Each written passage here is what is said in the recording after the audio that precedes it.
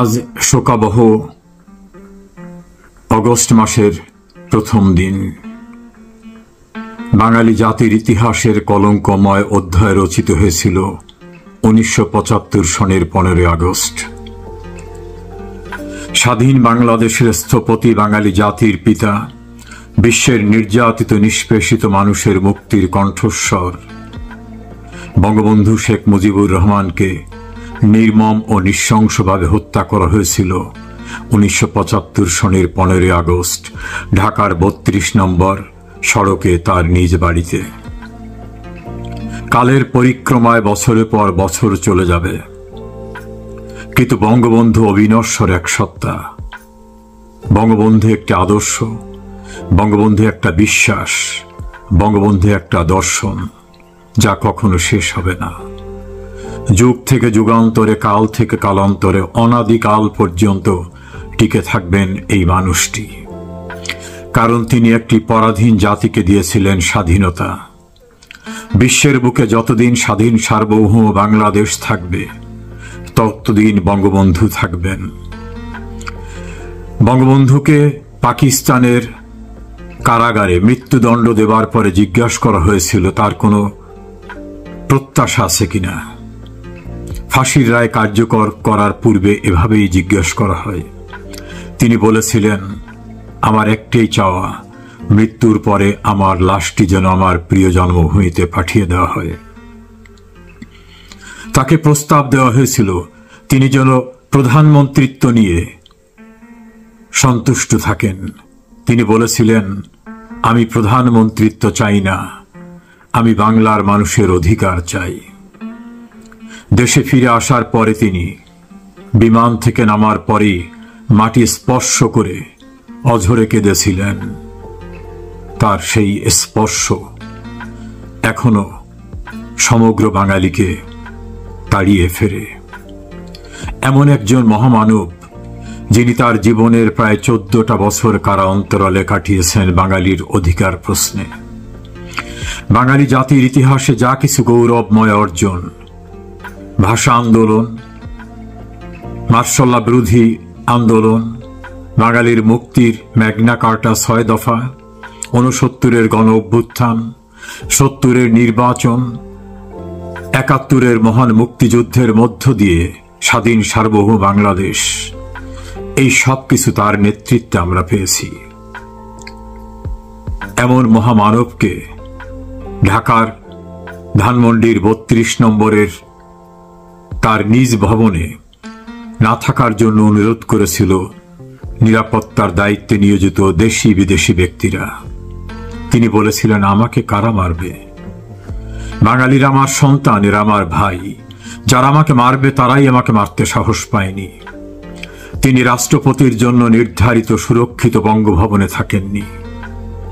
তিনি ভেবেছিলেন, এই জাতিকে আমি স্বাধীনতা দিয়েছি, সার্বভৌমত্ব দিয়েছি, আমার নিজের জীবনে কোনো সুখ আহ্লাদ ভোগ করিনি, পরিবারকে সময় দেইনি, সময় দিয়েছি এই দেশের জন্য, আমাকে কারা মারবে?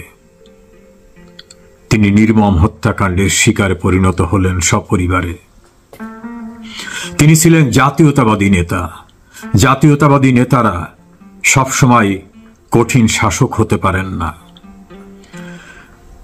1971 সনের পরাজয়ের প্রতিশোধ নিতে চেয়েছিল পরাজিত শক্তি পাকিস্তান এবং তাদের পৃষ্ঠপোষক বিশ্বের বৃহত্তম একটি দেশ।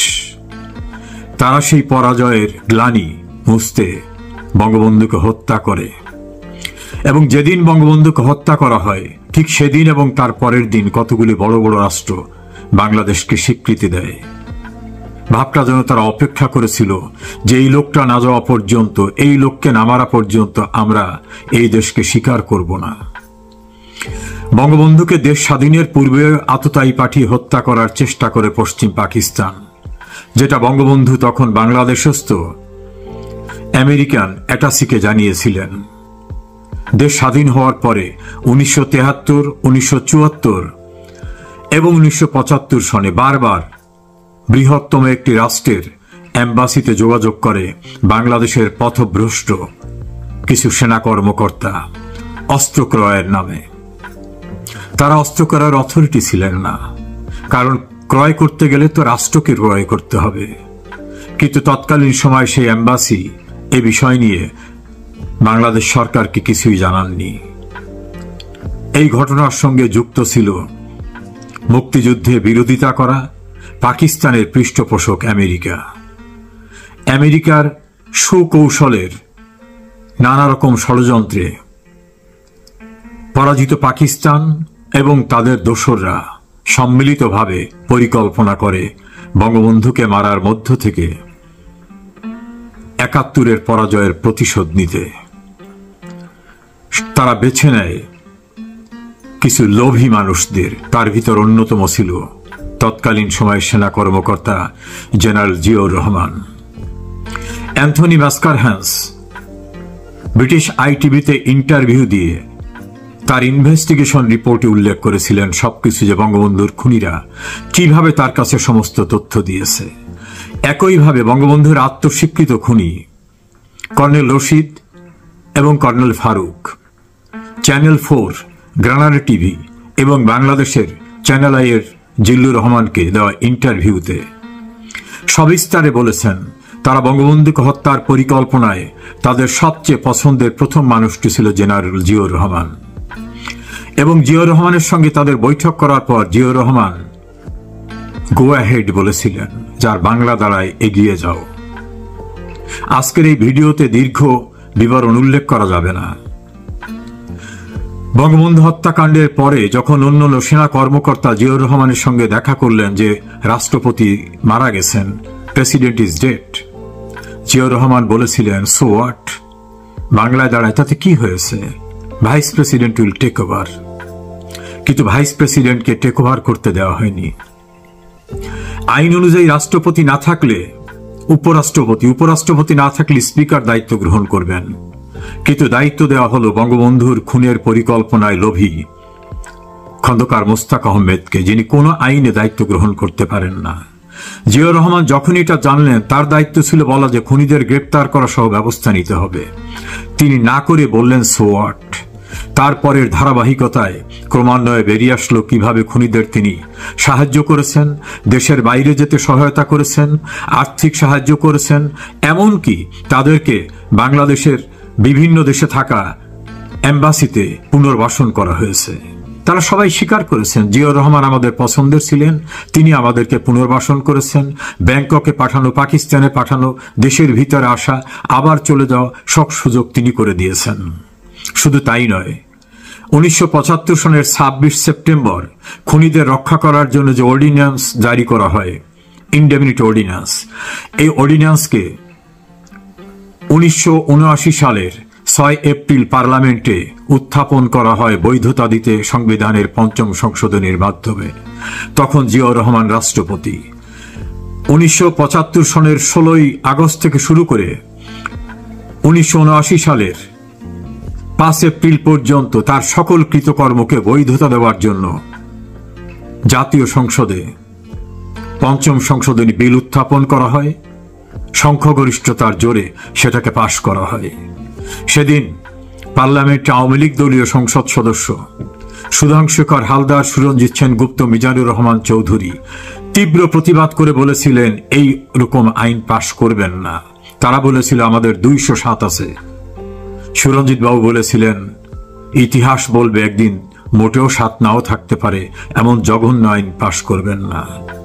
এমন জঘন্য আইন পাশ করে বঙ্গবন্ধুর খুনিদের রক্ষা এবং জিয়াউর রহমানের কৃতকর্মকে বৈধতা দেওয়ার চেষ্টা করা হয়েছিল। কিন্তু আমাদের সর্বোচ্চ আদালত 5ম সংশোধনী মামলা রায়ে বলেছেন যার কোনো এখতিয়ার ছিল না রাষ্ট্র ক্ষমতা দখল করার, তিনি দখল করে যা কিছু করেছেন সব অবৈধ, এবং তিনি যে কর্মটি করেছেন সেই কর্মটি রাষ্ট্রদ্রোহিতা।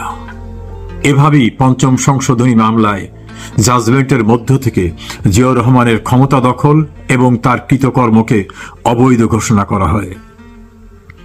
তা তো হলো, কিন্তু বাংলাদেশ যে পিছিয়ে গেল। বাংলাদেশে সেই মৌলবাদী চক্র মাথাচাড়া দিয়ে উঠল। মুক্তিযুদ্ধের বাংলাদেশ আর থাকলো না। মুক্তিযোদ্ধাদের পিছনে ফেলে স্বাধীনতার পরাজিত শক্তিরা সামনে চলে আসলো। ক্রমান্বয়ে স্বাধীনতা বিরোধীরা রাষ্ট্র ক্ষমতায় চলে আসলো। স্বাধীনতার বিরোধিতা করা খানে সবুর পার্লামেন্টে চলে আসলেন। বিরোধিতা করা শাহ আজিজকে প্রধানমন্ত্রী করা হলো। মশিউর রহমান জাদু মিয়াকে সিনিয়র মন্ত্রী করা হলো। আব্দুর রহমান বিশ্বাস রাষ্ট্রপতি হলেন। তার ধারাবাহিকতায় সালাউদ্দিন কাদের চৌধুরী, মতিউর রহমান নিজামী, আলী হোসেন মুজাহিদ, জয়পুরহাটের আব্দুল আলিমরা এদেশের সরকারের মন্ত্রী হলেন এবং লাল সবুজের পতাকা গাড়িতে নিয়ে তারা ঘুরলেন। আর মুক্তিযুদ্ধের সংগঠকরা নিক্ষিপ্ত হল কারাগারে। এভাবেই মুক্তিযুদ্ধের চেতনা এবং স্বাধীনতার যে স্পিরিট, সেই স্পিরিটকে ধ্বংস করে দেওয়া হলো। কাজী 15 আগস্ট 1975 একজন শেখ মুজিবকে হত্যা ছিল না। তার পক্ষে যাতে কেউ কাজ না করতে পারে সেজন্য তার বিশ্বস্ত 4 সহকর্মীকে 3রা নভেম্বর কারাগারে নির্মমভাবে হত্যা করা হয়। বঙ্গবন্ধুর পরিবারের কেউ যাতে বেঁচে না থাকে এই জন্য তার 10 বছরের শিশুপুত্র রাসেলকে হত্যা করা হয়। অন্তঃসত্ত্বা তার পুত্রবধূকে হত্যা করা হয়, তার ভাইকে হত্যা করা হয়, তার ভগ্নিপতি, তার ভাগ্নে সহ সবাইকে হত্যা করা হয়। সৌভাগ্যক্রমে বেঁচে ছিলেন শেখ হাসিনা এবং শেখ রেহানা, বঙ্গবন্ধুর 2 কন্যা।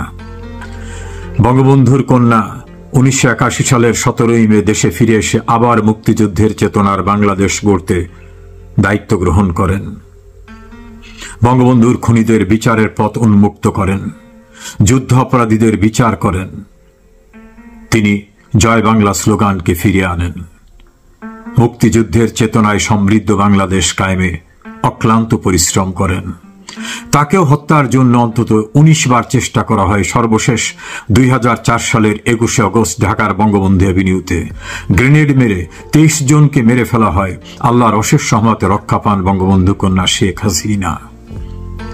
এভাবেই বাংলাদেশে মুক্তিযুদ্ধের চেতনার বাংলাদেশকে ধ্বংস করার সকল প্রক্রিয়া অব্যাহত থাকে। তার ধারাবাহিকতা হয়তো 2024 সালের 5 আগস্ট আবার বঙ্গবন্ধুর স্বপ্ন বাস্তবায়নের দায়িত্বরত তার সুযোগ্য উত্তরসূরি শেখ হাসিনাকে জঙ্গি স্টাইলে হামলা করে ক্ষমতাচ্যুত করা হয়। ইতিহাসের নিরিখে যদি ধারাবাহিকভাবে সব আমরা বিশ্লেষণ করি দেখা যাবে বঙ্গবন্ধু হত্যা বিচ্ছিন্ন একটি শেখ মুজিবকে হত্যা ছিল না। 71-এর পরাজয়ের প্রতিশোধ নিতেই বঙ্গবন্ধুকে হত্যা করা হয়েছিল। সেই হত্যাকারীর একটা শক্তি তারা দেশের ভিতরে রয়েছে, পাকিস্তানে রয়েছে, বড় একটি রাষ্ট্রে রয়েছে। এখনো তারা সক্রিয়। মুক্তিযুদ্ধের বাংলাদেশকে ধ্বংস করাই তাদের অভীষ্ট লক্ষ্য। সেই লক্ষ্য নিয়ে তারা এখনো কাজ করছে। বাংলাদেশটাকে তারা নামে বাংলাদেশ রাখলেও আফগানিস্তান স্টাইলের একটি সাম্প্রদায়িক জঙ্গি রাষ্ট্রে পরিণত করতে চায়। 2025 সালের অগস্ট মাসে আমাদের প্রতিজ্ঞা হোক, বঙ্গবন্ধু যে আদর্শ দিয়ে গেছেন, যে বিশ্বাস দিয়ে গেছেন, যে দর্শন দিয়ে গেছেন, যেটাকে আমরা বলি জীবিত মুজিবের চেয়ে মৃত মুজিব অনেক বেশি শক্তিশালী, আমরা সেটাকে পাথেয় করে এগিয়ে যাব। এই অগস্ট মাস হোক শোককে শক্তিতে পরিণত করার প্রতিজ্ঞার। বিজয়ের অগ্রযাত্রায় অন্ধকার থেকে আলোকবর্তিকা হাতে নিয়ে সামনের দিকে এগিয়ে যাওয়ার আমাদের যিনি সারথী বঙ্গবন্ধু কন্যা শেখ হাসিনা, তাকে ঘিরেই আমাদের এগোতে হবে। পরাজয়ের প্রতিশোধ নিতে হবে। সেই প্রতিশোধ হবে সমৃদ্ধ বাংলাদেশ, মুক্তিযুদ্ধের বাংলাদেশ বাস্তব